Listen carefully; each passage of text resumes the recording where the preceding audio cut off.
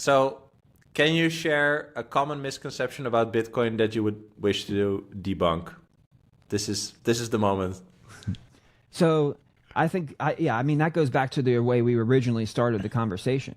The thing I hear back most, not only from the millennials, but from all generations, is, oh, Bitcoin's not backed by anything. Well, and also Bitcoin is new, right? So let's dive into both of those things. The first thing, let's talk about Bitcoin is just some new idea. Well, that's absolutely false, because if you go back and you look at some of the great minds like Hayek and others, they were talking about a Tesla, decentralized Ford, even all the way back. all the way back. So there has really been probably about, I would say, over 50, probably close to 50 years of Yeah. development on a private digital Yeah. commodity money. So actually, that development and research, right, and why I said Ford and Tesla, they conceptualized a money backed by energy, right? That's right. They actually Yeah. like on record talking about it. Henry Ford. This was back in 1921. He actually made an announcement that if the government gave him permission to use this factory, he was going to demonstrate how he could create an energy currency, a currency backed by energy. Sound familiar? And this was in 1921. So, this is an old idea. It's just that we now have the technology, not just computer technology, but advancements in mathematics and cryptography and other things that have finally come together and allowed a private digital commodity money that cannot be stopped by the Yeah. existing powers that control over money. Hayek said it the best way, that law, language, and money are the three bases that government forms around. Thank God law and language have been able to develop, but money has not been allowed to develop. Bitcoin is the first development in money, the first technological evolution in money to change its fundamental structure, right? We went from paper to credit cards. So that was cool because you went from cash to credit cards and Venmo and all these other things.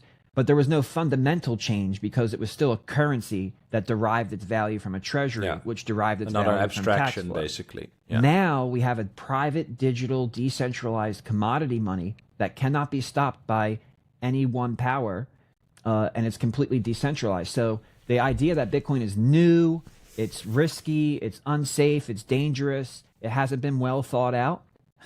They've been talking about this for over 100 years. It's just now we have the technology and the means to actually bring it to market, and thank God we have, because it's the solution to our problems. Now, the second thing is that it's not backed by anything, and goes back to what we were originally talking about.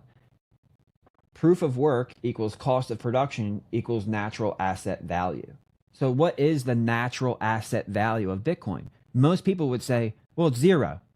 But that's simply not true, because there's a cost to generate a Bitcoin.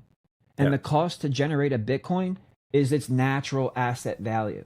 So the question becomes, That's also why, maybe to add to that, that's why the miners also are incentivized to find the cheapest energy, right? The value of that energy.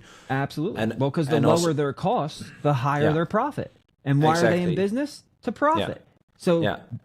Bitcoin is the only, besides basic human demand for energy, Bitcoin is the only human network that incentivizes energy technology innovation in a sustainable way. So But also because the technology aspect of it actually keeps the energy that's used or that's transformed from wind or solar or hydro or whatever, it actually packages that. Sounds weird, but that's how I see it, right? It packages it in a digital way, and it stores it in a digital way into space and time, right? So possibly into the future. And for me, that's what that innovation is. So that combination of what you said, right? The actual proof of work, you have to do work, you have to spend money or use energy. Use energy. You capture that energy, and that energy stays, but it's digital. I mean, like, even when I say this, it sounds so weird, right? Like, it's very hard. It's hard to understand that you could digitalize physical energy. But Right. that is basically what's happening. Right. Look at El Salvador. El Salvador has all these volcanoes that they can take advantage of that energy, but they don't have the infrastructure and they don't have the demand from a population. So the reason that they don't have huge energy facilities in El Salvador is because number one, they never had the infrastructure because they never had the demand. So there was no way for them to build all that stuff and then sell the energy. But now with Bitcoin, they can build a small infrastructure to capture that energy and then sell it back to the marketplace. And that's what I think you defined the word commoditized perfectly. Worldwide marketplace. Yeah, a worldwide marketplace with a tremendous base layer of demand. A base layer of demand that's growing faster than any other base layer of demand in the world. As you know, Bitcoin base layer demand is growing faster than the internet did. Right? The pace of adoption of Bitcoin is actually outpacing the adoption of the internet. So that is leading to the ability for countries to harness power of electricity. And electricity, we live in an electromagnetic universe. Electricity is all around us. We can now capture that electricity, and we're incentivized by Bitcoin to capture it for the cheapest price. Now, that could mean going to a place like El Salvador where you get free energy, but it could also mean somewhere down the line, somebody invents or upgrades an existing invention to be more efficient with the energy.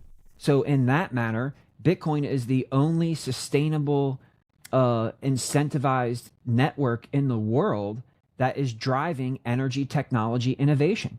And I have to just add in there, because you said wind and solar. I am not a fan of wind and solar. I think that it's just not proportional. Well, methane is my primary interest, I think. So for Bitcoin miners, I think where our focus really is number one, it's nuclear. Number two, it's hydro.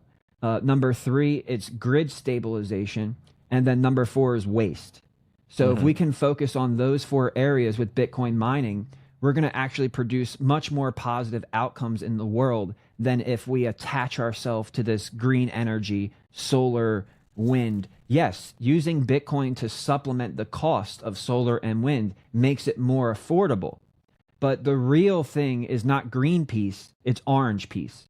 Orange piece is let's supplement nuclear, hydro, grid balancing, and waste. And those will bring real benefits to our society versus supporting a make-believe narrative. But those reasons are created through the natural laws of economics, which start with lowering my cost so that I can profit more. And the lower cost is the incentive to innovate different energy technologies. And there is nothing else in the world doing that.